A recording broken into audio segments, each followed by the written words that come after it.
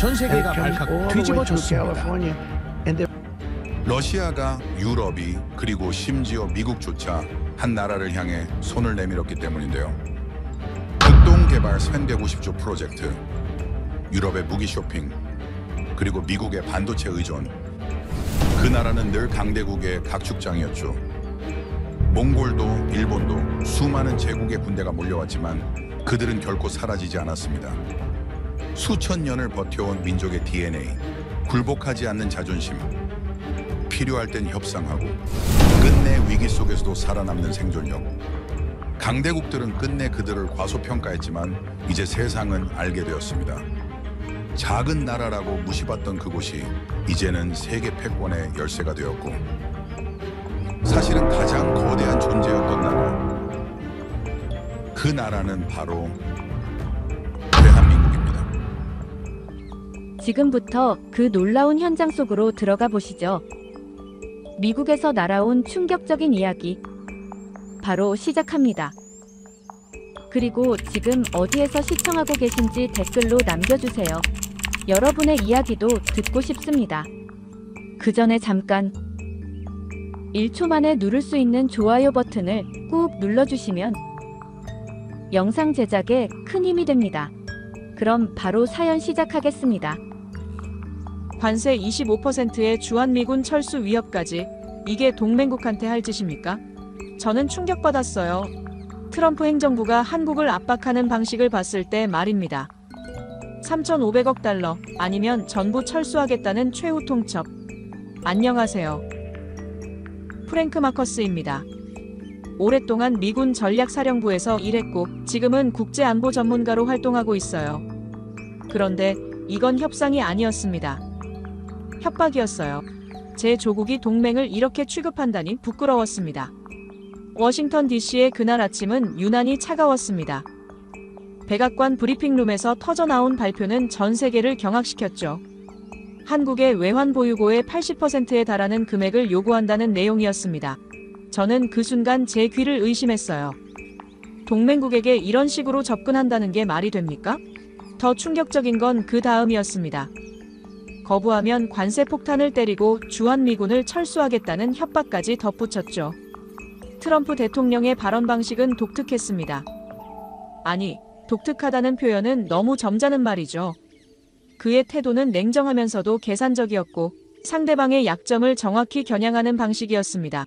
마치 체스판 위에서 상대의 킹을 몰아넣듯 한국을 구석으로 몰아가고 있었어요. 일본과는 느슨한 양해각서 수준으로 합의해놓고 한국에만 당장 현금을 내놓으라고 압박하는 모습은 전략이라기보다 차별에 가까웠습니다. 펜타곤 내부 회의실 분위기는 묘했습니다. 제 동료들 중 일부는 이번 압박이 효과적일 거라며 고개를 끄덕였죠. 한국은 결국 굴복할 수밖에 없다는 분석이 지배적이었어요. 저 역시 그렇게 생각했습니다. 솔직히 말하면 저는 한국을 작은 동맹국 정도로만 여겼죠. 미국의 안보 우산 아래에서 보호받는 나라. 우리가 원하면 언제든 압박할 수 있는 대상, 그 정도로만 인식하고 있었습니다. 하지만 현실은 제 예상과 달랐습니다. 한국 정부는 서명하지 않았어요. 단 한 줄의 합의서에도 사인을 거부했습니다. 이건 예상 밖이었죠. 보통 이 정도 압박을 받으면 협상 테이블로 나와서 타협점을 찾으려 하는 게 일반적인데 한국은 아예 반응 자체를 하지 않았습니다. 침묵으로 맞서고 있었어요. 그 침묵이 제게는 더 무섭게 느껴졌습니다. 중국과 일본의 반응은 빨랐습니다. 베이징에서는 한국 경제가 곧 무너질 거라는 분석 보고서가 쏟아졌죠. 도쿄의 언론들도 한국의 몰락을 기정사실처럼 보도하기 시작했습니다. 아시아 전역에서 한국을 조롱하는 목소리가 터져나왔어요. 저는 그 광경을 보며 이상한 감정을 느꼈습니다. 승리감이 아니라 불편함이었죠. 제 조국이 동맹국을 이렇게 궁지로 몰아넣는 게 과연 옳은 일입니까? 현대자동차와 삼성전자 같은 한국 기업들이 입을 타격은 어마어마했습니다. 관세 25%가 실제로 부과되면 연간 수조 원의 손실이 예상됐죠. 미국 시장에서의 경쟁력은 순식간에 무너질 겁니다. 누가 봐도 한국은 선택의 여지가 없어 보였어요. 돈을 내든지 아니면 경제적 파탄을 감수하든지 둘 중 하나를 골라야 하는 상황이었습니다. 그런데 이상한 일이 벌어졌습니다. 한국은 여전히 움직이지 않았어요. 백악관의 압박이 강해질수록 한국의 침묵은 더 깊어졌습니다. 저는 그 모습을 보며 혼란스러웠죠. 도대체 무엇을 믿고 저렇게 버티는 겁니까? 미국의 압박을 정면으로 거부할 만한 카드가 있다는 건가요? 아니면 그냥 자포자기한 겁니까? 조지아주 공장에서 벌어진 사건은 상황을 더욱 악화시켰습니다. 한국 기업의 핵심 기술진 300여 명이 갑자기 구금됐죠. 공식적으로는 비자 문제라고 발표했지만 누가 봐도 압박 수단이었습니다. 세계 최고 수준의 엔지니어들을 범죄자처럼 취급하는 모습은 충격적이었어요. 저는 그 장면을 뉴스로 보면서 치욕스러웠습니다. 이게 정말 제 조국이 하는 짓입니까? 워싱턴의 분위기는 묘하게 변하기 시작했습니다. 처음에는 자신만만했던 행정부 관계자들의 표정에 균열이 생기기 시작했죠.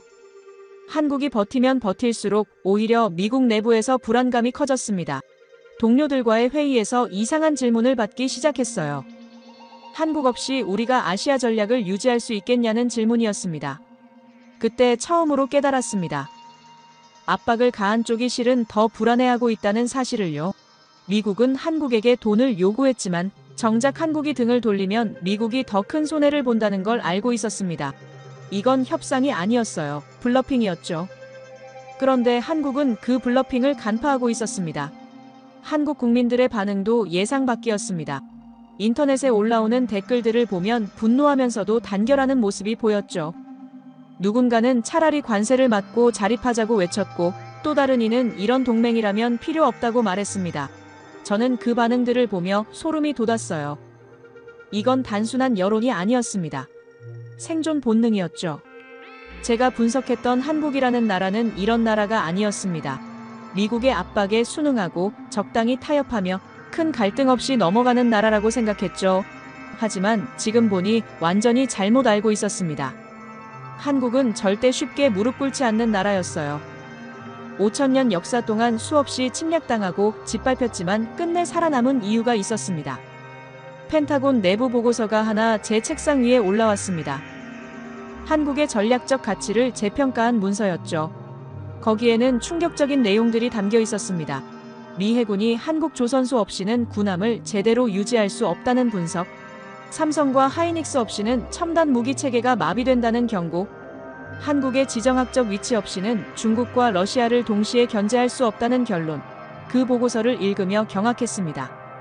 동맹이라는 단어의 의미를 저는 그날 처음 의심하기 시작했습니다. 진짜 동맹이라면 이렇게 할 수 있습니까? 파트너를 궁지로 몰아넣고 협박하고 기술진을 구금하는 게 동맹의 모습입니까? 저는 미국인입니다. 제 조국을 사랑합니다. 하지만 이번만큼은 제 조국이 틀렸다고 생각했어요. 한국의 침묵은 계속됐습니다. 그 침묵 속에서 저는 이상한 확신을 느꼈죠. 이건 포기가 아니라 전략이었습니다. 한국은 알고 있었어요. 시간이 지날수록 불리해지는 쪽은 미국이라는 걸 말입니다. 압박은 미국이 가했지만 실제로 흔들리고 있는 건 미국이었습니다. 그날 밤 잠을 이룰 수 없었습니다. 제가 평생 믿어왔던 모든 것들이 흔들리고 있었죠. 미국이 세계 최강이고 우리가 원하는 대로 세계를 움직일 수 있다고 생각했는데 한국이라는 작은 나라 앞에서 우리가 오히려 무력해지고 있었습니다. 이게 현실이었어요. 동맹의 가면이 벗겨지고 그 아래 드러난 민낯은 추악했습니다. 미국의 압박이 절정에 달했을 때 저는 이상한 소문을 들었습니다. 러시아가 한국에 손을 내밀고 있다는 이야기였죠. 처음엔 그냥 루머라고 생각했어요. 러시아는 우크라이나 전쟁으로 국제사회에서 고립된 상태였고 경제 제재로 무너지기 직전이었는데 한국에 제안할 게 뭐가 있겠습니까? 하지만 제 책상 위에 올라온 정보 보고서는 루머가 아니었습니다. 350조 원 규모의 프로젝트였습니다. 극동 개발과 북극 항로 건설을 위한 초대형 사업이었죠. 저는 그 숫자를 보고 눈을 의심했어요. 미국이 한국에게 3,500억 달러를 요구하는 동안 러시아는 오히려 한국에게 그보다 더 큰 기회를 제시하고 있었습니다. 이건 단순한 우연이 아니었어요. 계산된 타이밍이었죠. 러시아의 상황은 최악이었습니다. 전쟁은 언제 끝날지 모르는 늪이 됐고 서방의 경제 제재로 수입원이 막혔죠. 시베리아와 극동 지역에는 엄청난 자원이 묻혀 있지만 개발할 기술도 인력도 없었습니다. 중국이 있지 않냐고요? 러시아는 중국을 신뢰하지 않았어요. 중국에 맡기면 나중에 그 땅을 자기들 것이라고 우길 게 뻔했죠. 북극 항로의 가치는 상상을 초월했습니다. 유럽까지 가는 기간이 기존 항로보다 25일이나 단축되는데 문제는 쇠빙 능력을 갖춘 LNG 운반선이 필요하다는 거였죠. 그런데 전 세계에서 이 기술을 보유한 나라가 딱 한 곳이었습니다. 한국이었어요. 저는 그 사실을 알고 경악했습니다. 세계 최초로 쇠빙 LNG선을 건조한 나라가 한국이었다는 걸 그때 처음 알았죠. 중국 조선소는 가격이 쌌지만 품질이 형편없었습니다. 일본은 기술력은 있었지만 속도가 너무 느렸어요. 프로젝트 하나 완성하는데 몇 년씩 걸렸죠. 하지만 한국은 달랐습니다. 품질도 최고 수준이면서 속도까지 빨랐어요. 설계부터 건조, 시공까지 모든 걸 한 번에 해결할 수 있는 나라는 한국밖에 없었죠. 극동 개발의 핵심은 인프라 건설이었습니다. 사할린과 블라디보스토크 일대에는 가스전과 유전이 널려 있었지만 발전소도 도로도 항만도 아무것도 없었어요. 러시아는 자원은 있지만 그걸 캐낼 기술이 없었죠. 한국 기업들의 포트폴리오를 보고 놀랐습니다. 플랜트 건설부터 전력망 구축, 심지어 도시 설계까지 전부 가능한 나라였어요. 푸틴의 선택은 명확했습니다. 한국이 유일한 답이었죠. 저는 크렘린에서 나온 비공식 메시지를 읽으며 묘한 감정을 느꼈어요. 러시아는 한국을 파트너가 아니라 구원자처럼 대하고 있었습니다. 이건 단순한 비즈니스 제안이 아니었어요. 간절한 요청이었죠. 미국 정보기관이 입수한 자료에는 더 충격적인 내용이 있었습니다.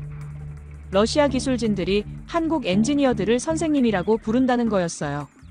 한국 기업이 중동에서 진행한 플랜트 프로젝트를 러시아 전문가들이 교과서처럼 연구하고 있다는 보고도 있었죠. 저는 그 대목에서 할 말을 잃었습니다. 러시아가 한국 앞에서 학생처럼 고개를 숙이고 있다니요. 한국 인터넷에 올라온 댓글들은 흥미로웠습니다. 러시아는 의리 있는 나라라는 반응이 압도적이었어요.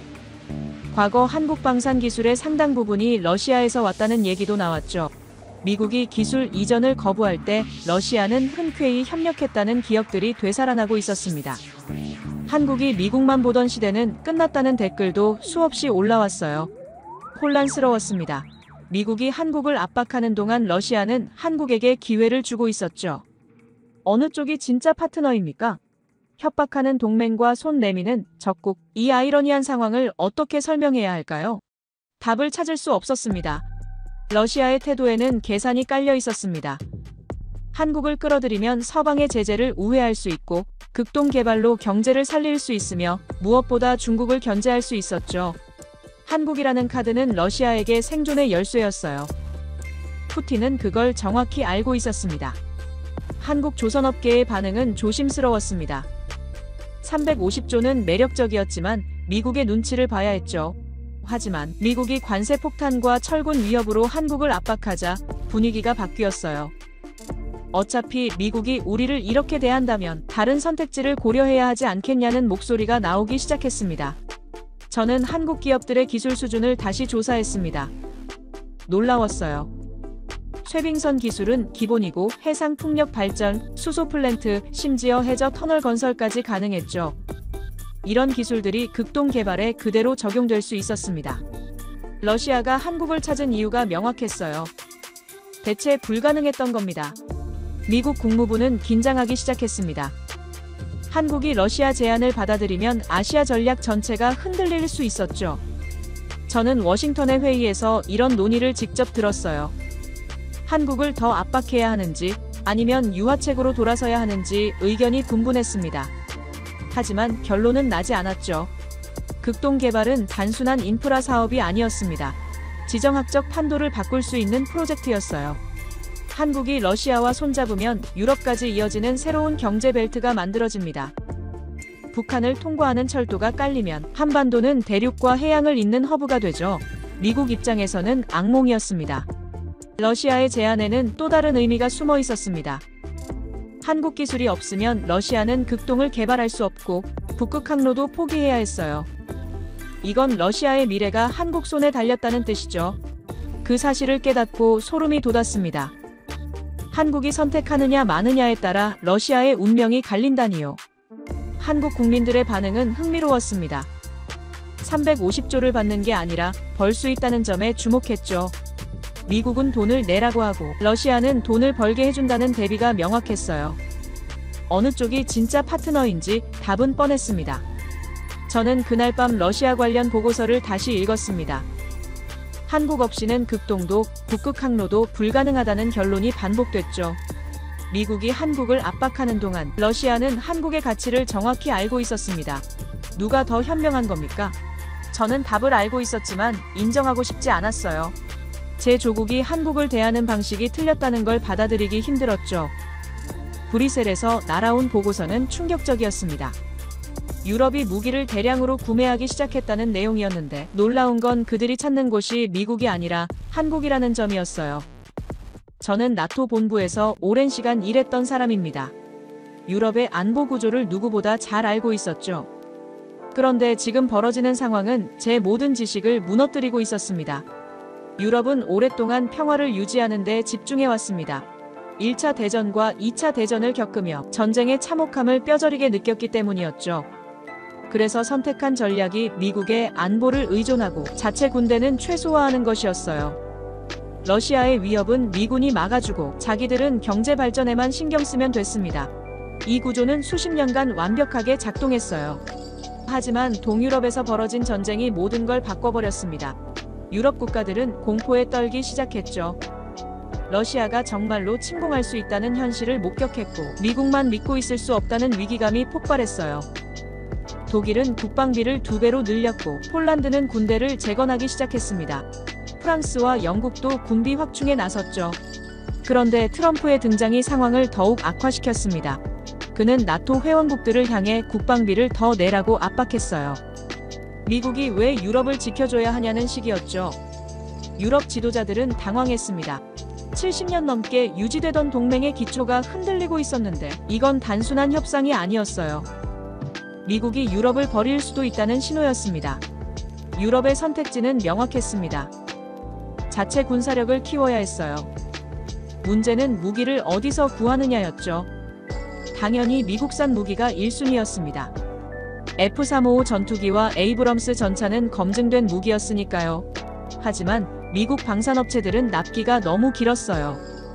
주문하고 받는데 몇 년씩 걸렸습니다. 독일제 무기도 옵션이었습니다. 레오파르트 전차는 명품이었죠. 하지만 독일은 생산 속도가 느렸고 가격도 비쌌어요. 유럽 국가들은 급했습니다. 지금 당장 군사력을 강화해야 하는 상황에서 몇 년씩 기다릴 여유가 없었죠. 그때 한국이 등장했습니다. K2 전차와 K9 자주포가 폴란드 입찰에서 선택됐다는 소식이 들려왔어요. 저는 처음에 믿을 수 없었습니다. 유럽이 한국 무기를 선택한다는 게 말이 됩니까? 하지만 데이터를 보고 놀랐어요. K2 전차는 레오파르트보다 빠르고 가격은 훨씬 쌌습니다. 납기도 짧았죠. 폴란드 국방부 관계자들의 평가는 충격적이었습니다. 한국 무기는 제때 온다는 말이 반복됐어요. 미국이나 독일은 약속한 날짜를 잘 안 지키는데 한국은 계약대로 정확히 납품한다는 겁니다. 이건 단순한 성능 문제가 아니었어요. 신뢰의 문제였습니다. 노르웨이도 한국 무기를 주문했습니다. K9 자주포와 천공 방공 시스템이었죠. 북유럽 국가들이 한국제 무기를 선택한다는 건 상징적이었어요. 이들은 전통적으로 미국과 독일 무기만 써왔는데 이제 한국을 믿고 있었습니다. 유럽 방산 시장에 지각 변동이 일어나고 있었죠. 폴란드 바르샤바에서 열린 방산 전시회에 참석했습니다. 한국 부스 앞에는 사람들이 줄을 서 있었어요. KF-21 전투기 모형 앞에서 각국 장교들이 열띤 토론을 벌이고 있었죠. 저는 그 광경을 보며 할 말을 잃었습니다. 미국 부스는 한산한데 한국 부스는 북적이고 있었어요. 한국 무기의 강점은 명확했습니다. 첫째는 속도였어요. 계약부터 인도까지 걸리는 시간이 경쟁국의 절반이었습니다. 둘째는 가격이었죠. 같은 성능인데 가격은 20에서 30% 쌌어요. 셋째는 기술 이전이었습니다. 한국은 현지 생산을 허용했는데 이건 유럽 국가들에게 매력적이었죠.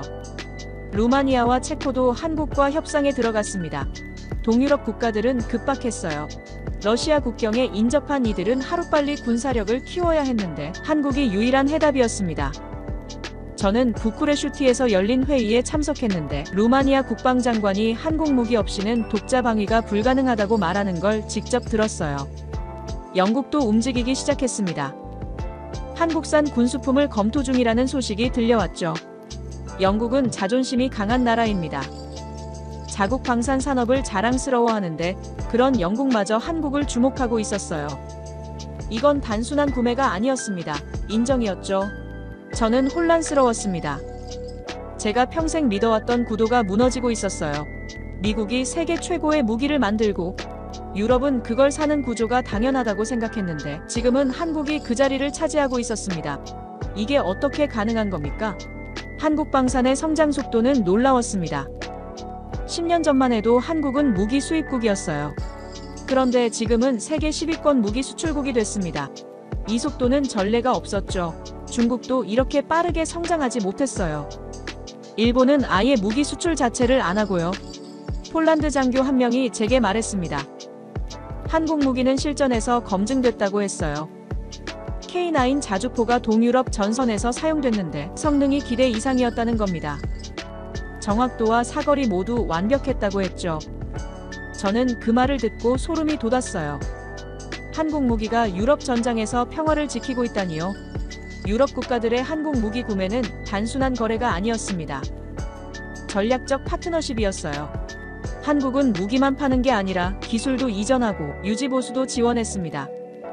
심지어 현지에 공장을 짓는 것까지 고려하고 있었죠. 이런 패키지 딜은 미국도 하기 힘든 겁니다. 저는 브뤼셀 나토 본부에서 회의를 했습니다. 주제는 한국의 부상이었어요. 참석자들은 놀라움과 경계심이 섞인 표정이었죠.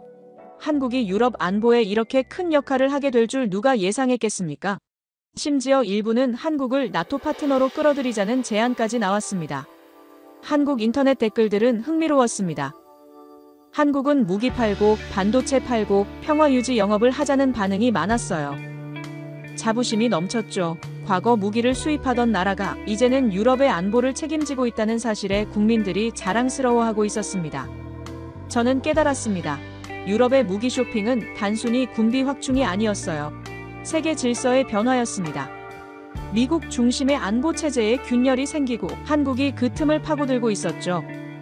이건 기회주의가 아니었어요. 실력으로 쟁취한 위치였습니다. 한국 방산 기업들의 전략은 탁월했습니다. 고객이 원하는 걸 정확히 파악하고 맞춤형 솔루션을 제공했어요. 빠른 납기와 합리적 가격, 기술 이전까지 모든 걸 패키지로 제시했죠. 유럽 국가들은 이런 조건을 거부할 수 없었습니다. 저는 그날 밤 호텔방에서 생각했습니다. 한국이 유럽의 평화를 지키는 무기를 공급하고 있다는 사실이 믿기지 않았어요. 작은 나라라고 무시했던 한국이 이제는 대륙의 안보를 책임지고 있었습니다. 제 편견이 얼마나 어리석었는지 깨달았죠. 미국의 압박은 계속 강해졌습니다. 관세 25% 위협에 조지아주 공장 기술자 구금까지 이어졌는데 이건 단순한 협상 전술이 아니었어요. 체계적이고 계산된 압박이었습니다. 트럼프 행정부의 접근 방식은 독특했어요. 상대방의 급소를 정확히 찾아내고 거기에 칼을 꽂는 방식이었죠. 공감이나 동정 같은 감정은 전혀 보이지 않았습니다. 오직 결과만을 추구하는 냉혹한 계산이었어요. 현대자동차가 받을 타격은 구체적으로 계산됐습니다. 연간 7조 원의 손실이 예상됐어요. 미국 시장 점유율은 순식간에 반토막 날 게 뻔했죠. 삼성전자와 LG전자도 마찬가지였습니다. 관세 폭탄이 터지면 가격 경쟁력을 완전히 잃게 되는데 이건 단순한 손실이 아니었어요. 한국 경제 전체를 흔드는 지진이었습니다. 중국과 일본의 반응은 빨랐습니다. 베이징 언론들은 한국의 몰락을 기정사실처럼 보도하기 시작했어요. 도쿄에서는 한국 기업들의 시장 점유율을 빼앗을 준비를 하고 있었죠. 저는 그 광경을 보며 불편했습니다. 동맹국이 무너지는 걸 지켜보는 게 즐거울 리 없었어요. 하지만 워싱턴의 분위기는 달랐습니다. 승리가 눈앞이라고 믿고 있었죠. 백악관 내부 회의에서 나온 발언들은 충격적이었습니다. 한국은 결국 굴복할 수밖에 없다는 확신이 지배적이었어요. 어떤 참모는 한국이 일주일 안에 협상 테이블로 나올 거라고 장담했습니다. 저는 그 자신감이 불편했어요. 뭔가 놓치고 있는 게 있다는 느낌이 들었죠. 하지만 아무도 제 말을 듣지 않았습니다. 조지아주 공장의 한국인 구금 사건은 국제적 파장을 일으켰습니다. 300여 명의 핵심 기술진이 중범죄자처럼 취급받는 모습이 전 세계에 보도됐어요. 유럽 언론들은 미국을 비판하기 시작했죠. 동맹국 국민을 이렇게 대하는 게 정당하냐는 질문이 쏟아졌습니다. 그 기사들을 읽으며 부끄러웠어요. 제 조국이 세계의 비난을 받고 있었습니다. 한국 인터넷의 반응은 예상 밖이었습니다. 분노했지만 동시에 단결하는 모습이 보였어요. 노예 취급을 받느니 차라리 관세를 맞고 자립하자는 댓글이 수천 개씩 올라왔죠. 이럴 바엔 미국과 결별하자는 목소리도 높았습니다. 저는 그 반응들을 보며 놀랐어요. 한국 국민들은 겁먹지 않고 있었습니다. 한국 정부의 대응은 침묵이었습니다. 백악관의 압박에 아무런 반응도 하지 않았어요. 서명도 거부했고 협상 테이블에도 나오지 않았죠. 이 침묵이 워싱턴을 혼란스럽게 만들기 시작했습니다. 예상대로 흘러가지 않고 있었어요. 한국은 무너지는 대신 더 단단해지고 있었죠. 펜타곤에서 긴급 보고서가 올라왔습니다. 한국이 정말로 등을 돌리면 어떻게 되는지 분석한 문서였어요. 결론은 충격적이었습니다. 미 해군은 군함을 제대로 유지할 수 없다는 내용이었죠. 한국 조선소 없이는 수리도 개조도 불가능하다는 분석이었어요. 그 보고서를 읽고 경악했습니다. 우리가 한국에 의존하고 있다니요. 반도체 문제는 더 심각했습니다. TSMC가 있지만 삼성전자와 하이닉스 없이는 첨단 무기 체계가 작동하지 않는다는 평가였어요. 인공지능 개발도 마비된다는 경고가 나왔죠. 혼란스러웠습니다. 우리가 압박하고 있는데 왜 우리가 더 불안한 겁니까? 이건 말이 안 되는 상황이었어요. 한국의 지정학적 위치도 문제였습니다. 중국과 러시아, 북한을 동시에 견제할 수 있는 곳은 한국밖에 없다는 분석이었어요. 한국이 중립으로 돌아서면 아시아 전략 전체가 무너진다는 결론이었죠. 그 대목을 읽으며 소름이 돋았습니다. 압박을 가한 쪽이 실은 더 궁지에 몰려 있었어요. 워싱턴의 분위기가 미묘하게 변하기 시작했습니다. 자신만만했던 참모들의 표정에 균열이 생겼어요. 한국이 버티면 버틸수록 불안감이 커졌죠.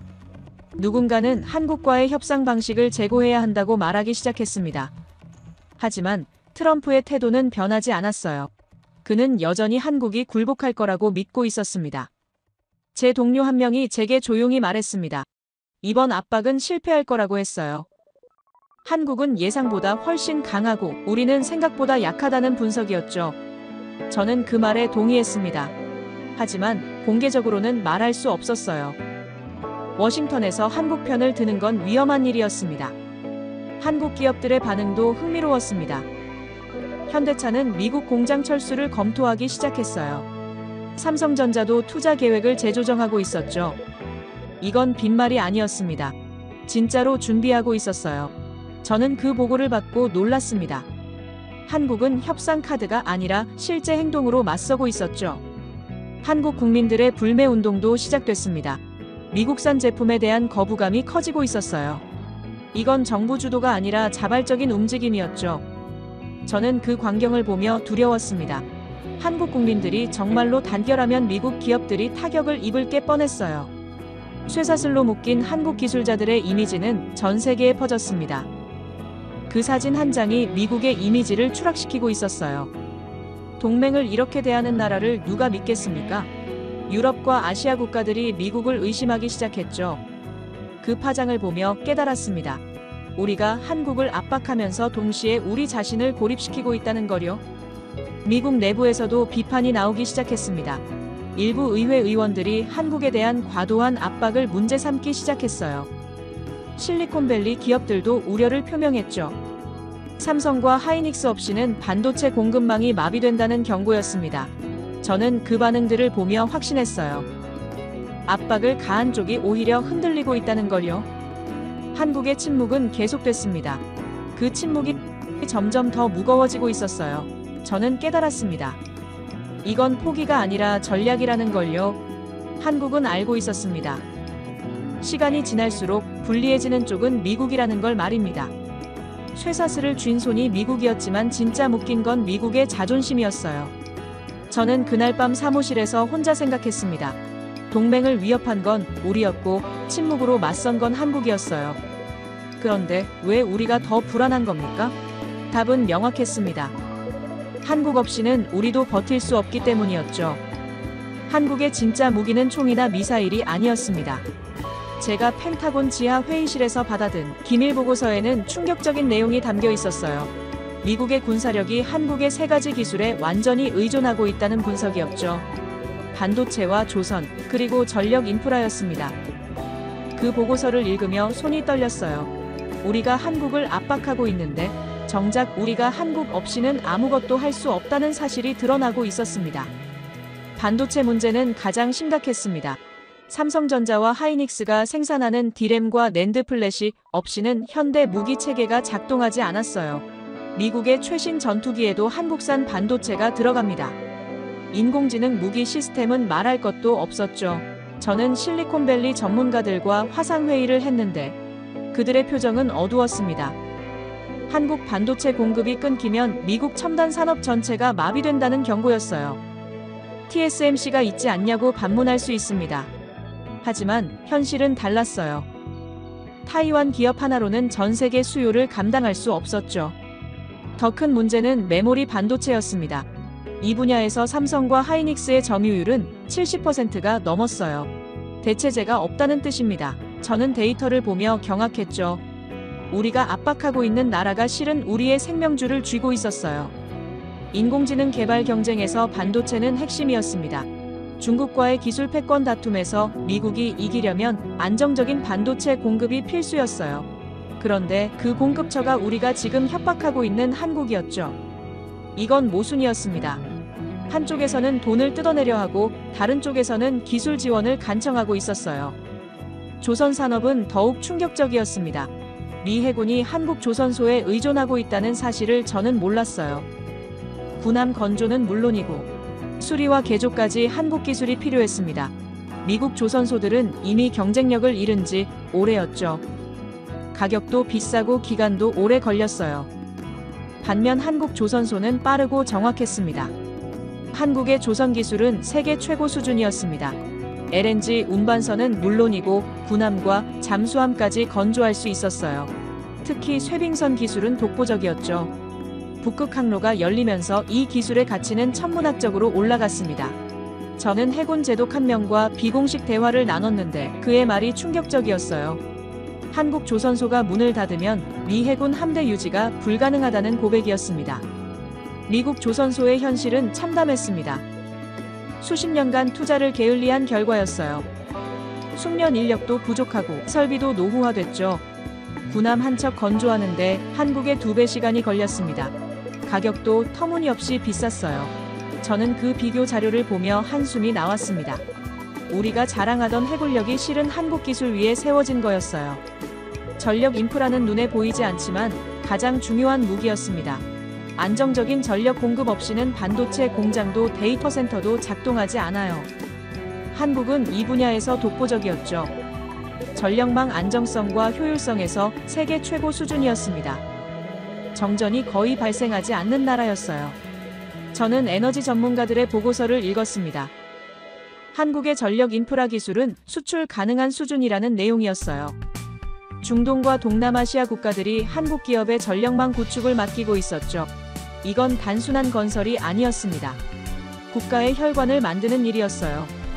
한국은 그걸 완벽하게 해냈습니다. 반도체 공장은 엄청난 전력을 소비합니다. 안정적인 전력 공급이 안 되면 생산 자체가 불가능해요. 한국은 이 문제를 해결한 몇 안 되는 나라였죠. 삼성과 하이닉스가 세계 최고 반도체를 만들 수 있는 이유 중 하나가 바로 한국의 전력 인프라였습니다. 저는 이 연결고리를 보며 감탄했어요. 모든 게 맞물려 돌아가고 있었습니다. 미국은 이 3가지 기술 중 어느 하나도 한국 수준으로 갖추지 못했습니다. 반도체는 설계만 하고 생산은 외주를 줘야 했어요. 조선은 이미 산업 자체가 무너졌죠. 전력 인프라는 낙후돼서 정전이 자주 발생했습니다. 저는 비교 자료를 보며 부끄러웠어요. 우리가 세계 최강이라고 자부했지만 기초 기술력에서는 한국에 뒤처져 있었습니다. 한국의 기술력은 단순히 제품을 만드는 수준이 아니었습니다. 시스템 전체를 설계하고 구축할 수 있는 능력이었어요. 플랜트 하나를 짓더라도 설계부터 시공, 운영까지 전부 맡을 수 있었죠. 이런 풀패키지 능력을 가진 나라는 손에 꼽혔습니다. 중국은 품질이 떨어졌고 일본은 속도가 느렸어요. 한국만이 품질과 속도를 동시에 만족시켰습니다. 군사 분석가로 평생을 살았습니다. 전쟁의 승패를 가르는 건 군대의 크기와 무기의 성능이라고 배웠어요. 하지만 한국을 보며 깨달았죠. 진짜 전쟁은 총성 없이 벌어지고 있었습니다. 반도체와 조선, 전력 인프라로 싸우는 전쟁이었어요.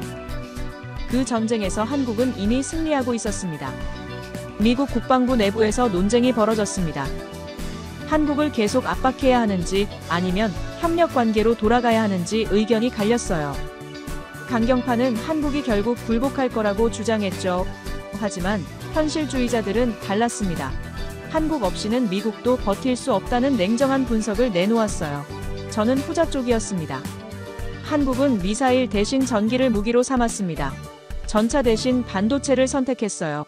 폭탄 대신 조선 기술로 무장했죠. 이건 천재적인 전략이었습니다. 눈에 보이지 않지만 절대 무너지지 않는 힘이었어요.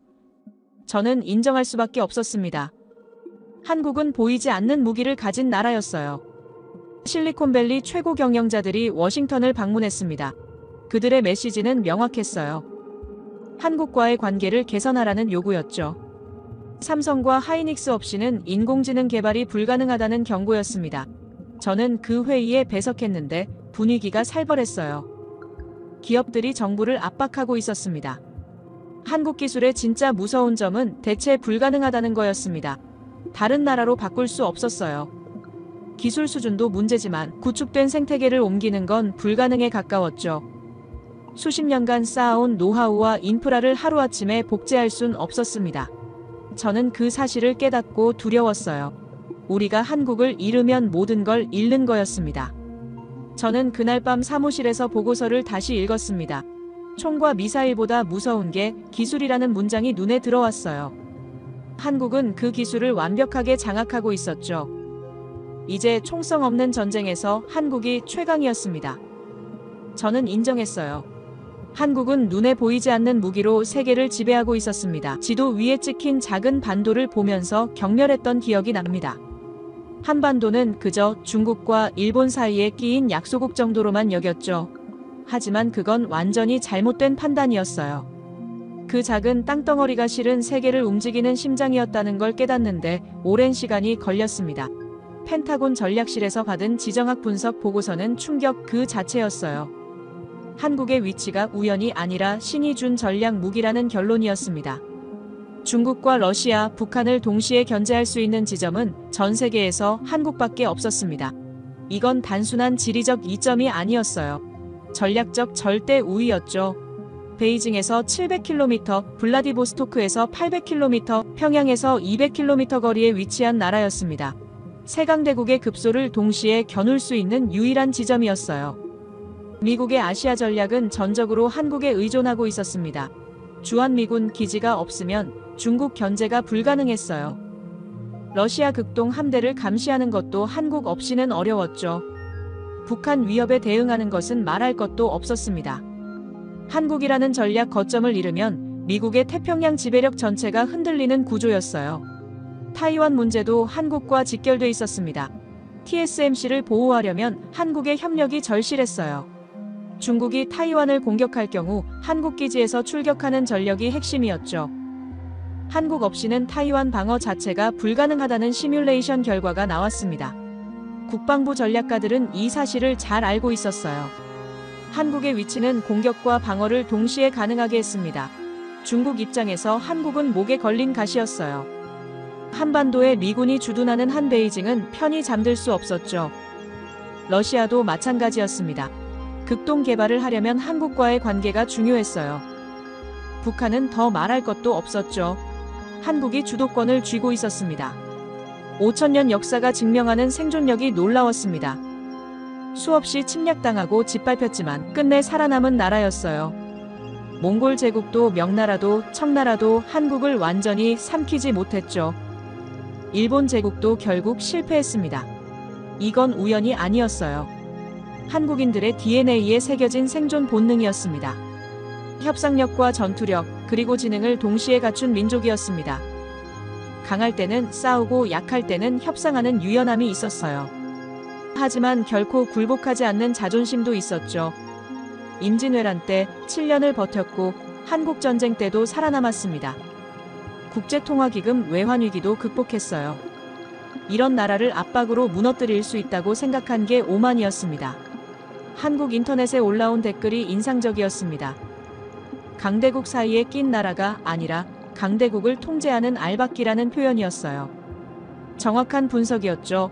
한국은 피해자가 아니라 게임 체인저였습니다. 중국과 러시아, 미국이 모두 한국을 필요로 하는 구조였어요.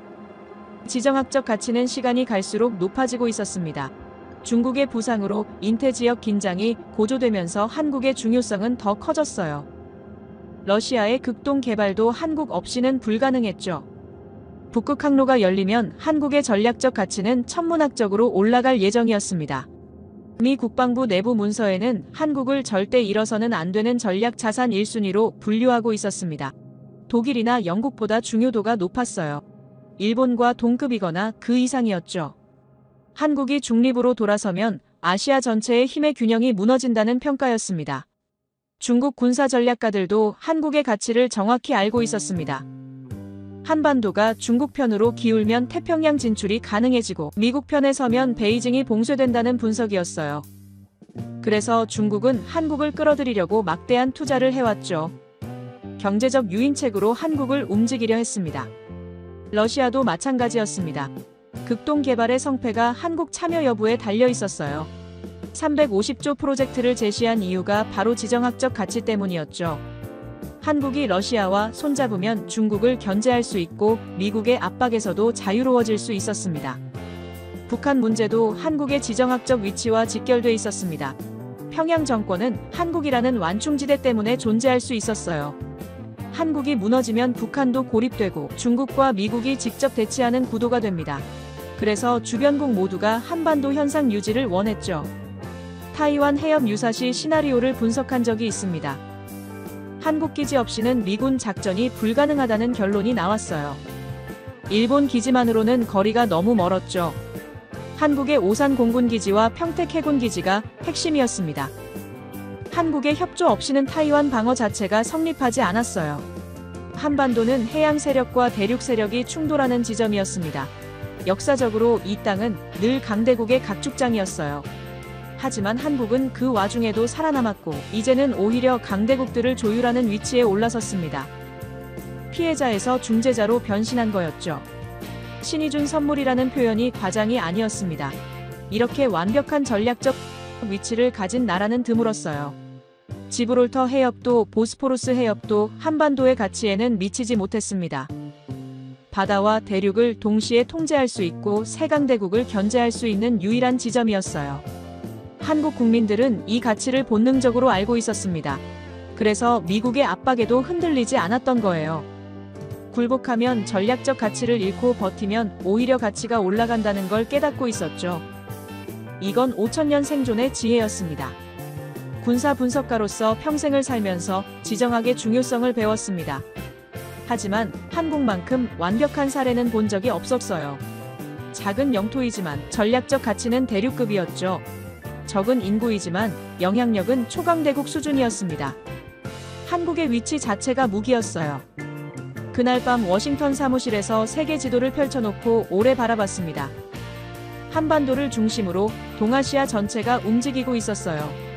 베이징도 모스크바도 도쿄도 워싱턴도 모두 서울을 주시하고 있었죠.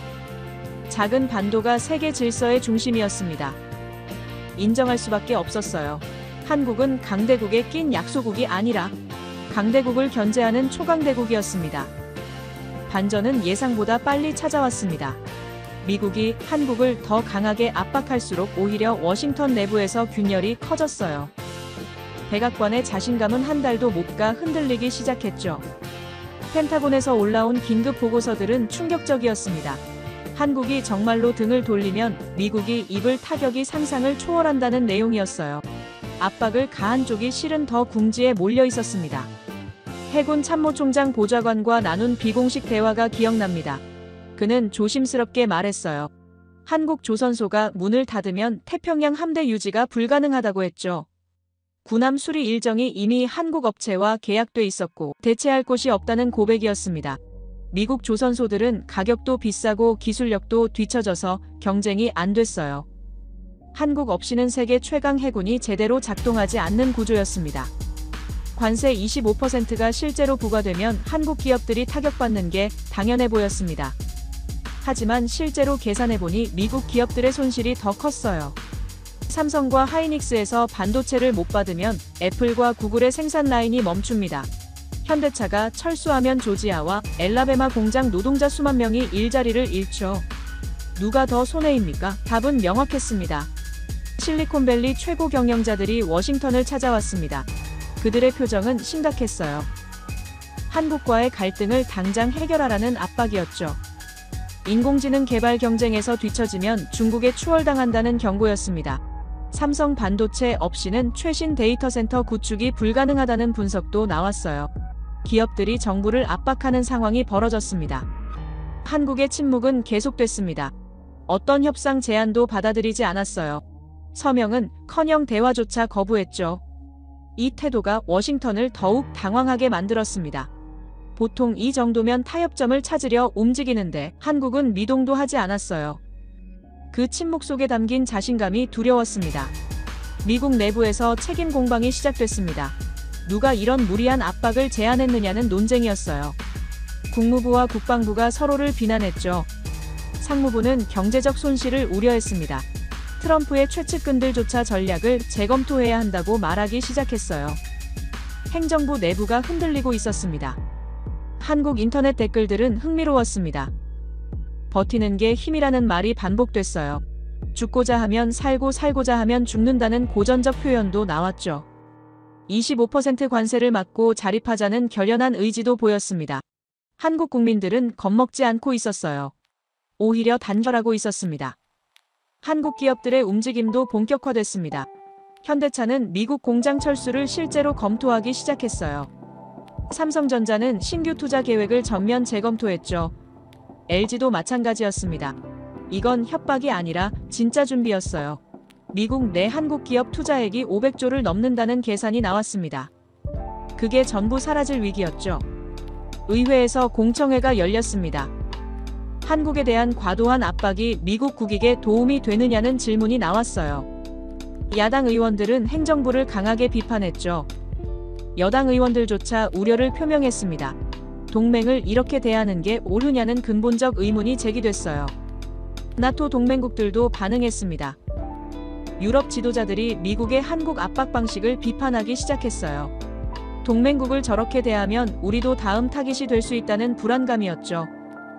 대서양 동맹에도 균열이 생기고 있었습니다. 한국 문제가 글로벌 이슈가 됐어요. 중국과 러시아는 이 상황을 즐기고 있었습니다. 미국과 한국의 갈등이 그들에게는 기회였어요. 베이징은 한국의 경제 협력을 제안했고 모스크바는 극동 개발 카드를 계속 흔들었죠. 한국이 서방에서 이탈할 가능성이 커지고 있었습니다. 워싱턴의 싱크탱크들이 긴급 보고서를 쏟아냈습니다. 한국을 잃으면 아시아 전략 전체가 무너진다는 분석이었어요. 타이완 방어 불가능, 중국 견제 실패, 일본 고립 등 최악의 시나리오들이 제시됐죠. 한국이라는 전략 자산의 가치를 뒤늦게 재평가하고 있었습니다. 백악관 내부 회의 분위기가 바뀌었다는 소문이 들렸습니다. 강경파들의 목소리가 작아지고 있었어요. 한국과의 관계 개선이 필요하다는 의견이 힘을 얻기 시작했죠. 하지만 트럼프의 자존심 문제가 남아 있었습니다. 물러서는 것처럼 보이면 안 된다는 고집이었어요.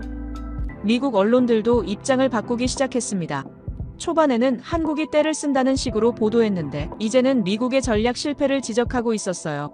뉴욕타임스는 동맹을 잃는 법이라는 제목의 사설을 실었죠. 워싱턴 포스트는 한국의 전략적 가치를 재조명하는 특집을 냈습니다. 군사 전문가로서 평생을 살면서 많은 분쟁을 봤습니다. 하지만 이런 경우는 처음이었어요. 압박을 가한 쪽이 오히려 무너지고 있었죠. 한국은 한 발짝도 물러서지 않았고 미국은 점점 더 궁지에 몰리고 있었습니다. 힘의 논리가 통하지 않는 상황이었어요. 동맹이라는 단어의 의미를 다시 생각하게 됐습니다.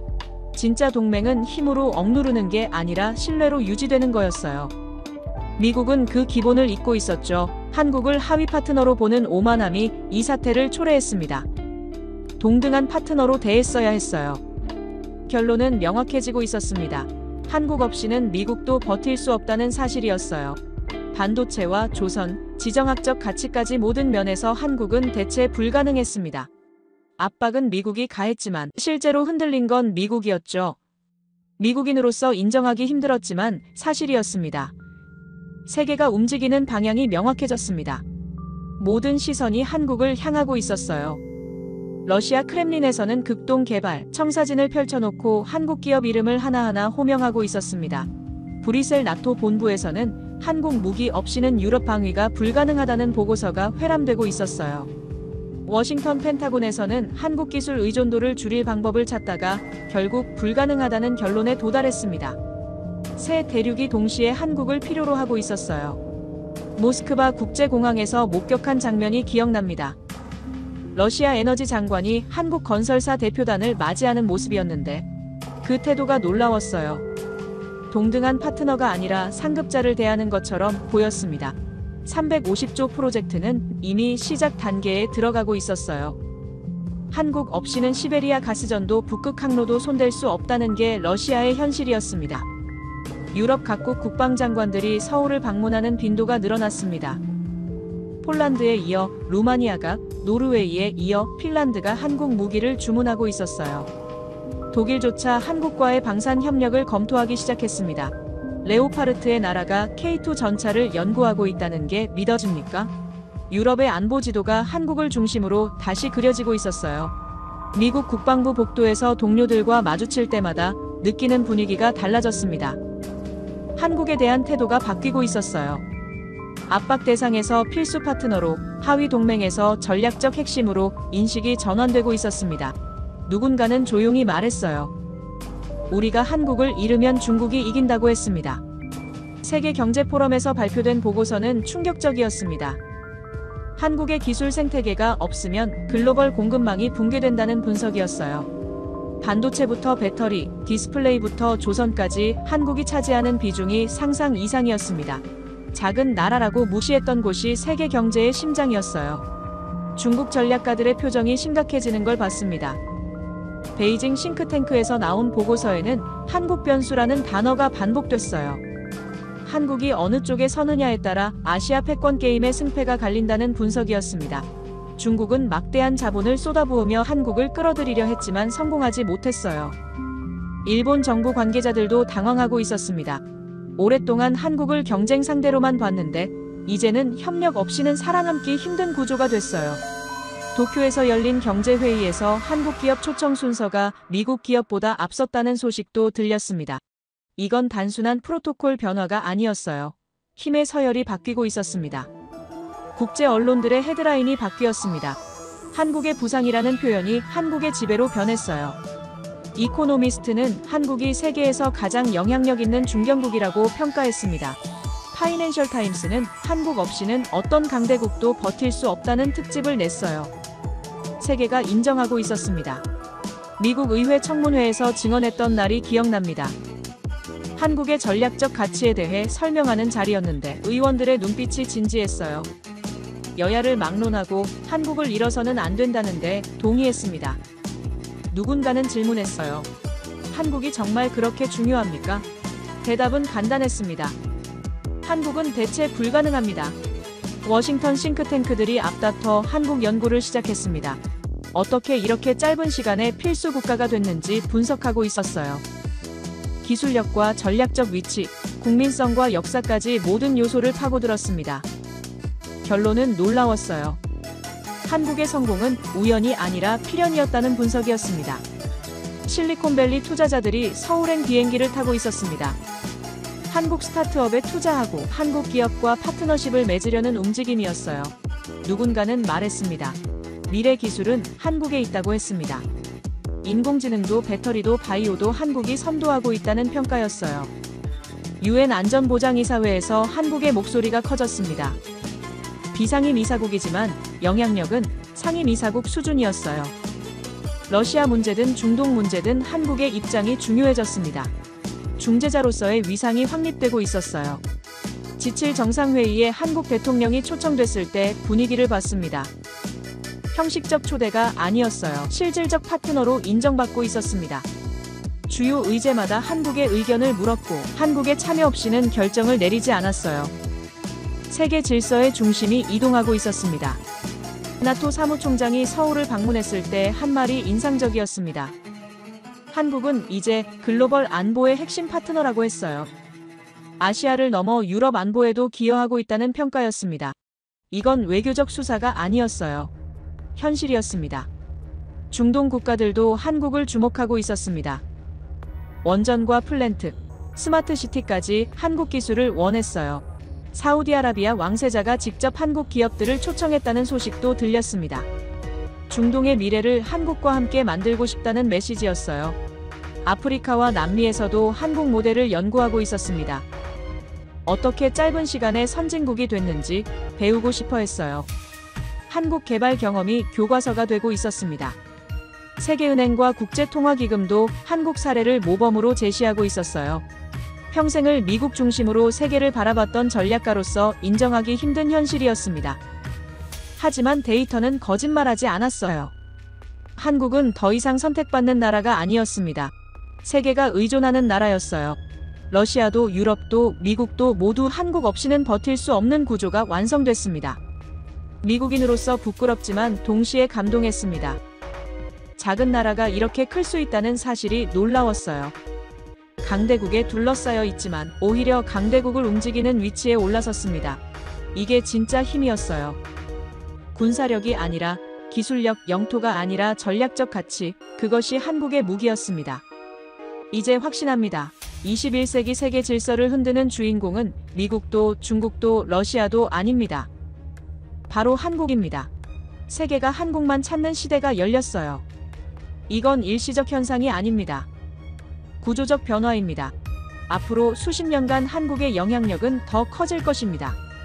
한국이 계속 이 길을 걸어가길 바랍니다. 세계의 중심에서 평화와 번영을 이끌어가는 나라가 되길 바랍니다.